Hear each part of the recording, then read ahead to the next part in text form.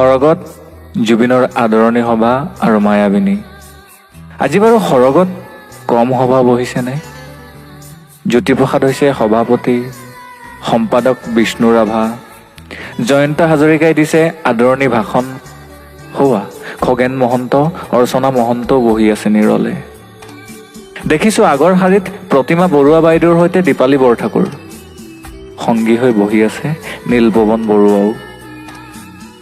ভিতালীবাৰ আজি ভীষণ ব্যস্ততা, কিয়নো জোনবাইৰ দেশলৈ জুবিন আহিছে।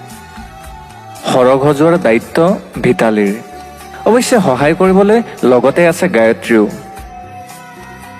ভগ্নী জংকীৰ চকু আজি চলচলীয়া। এই দিনটোৰ বাবেই যেন ৰৈ আছিল তাই।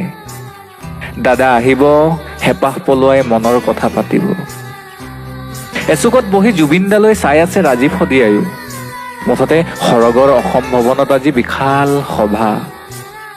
এয়া মঞ্চতে ভূপেন মামাই জুবিনক আলিংগন কৰিছে।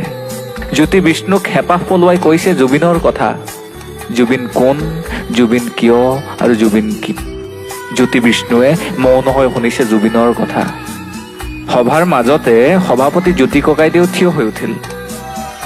কোনেও ধৰিব পৰা নাই কি হ'ল জ্যোতিপ্ৰসাদৰ।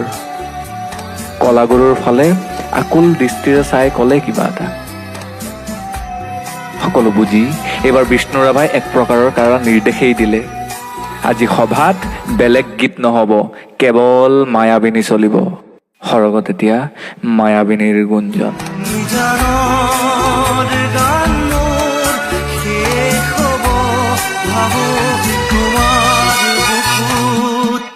কেৱল মায়াবিনী।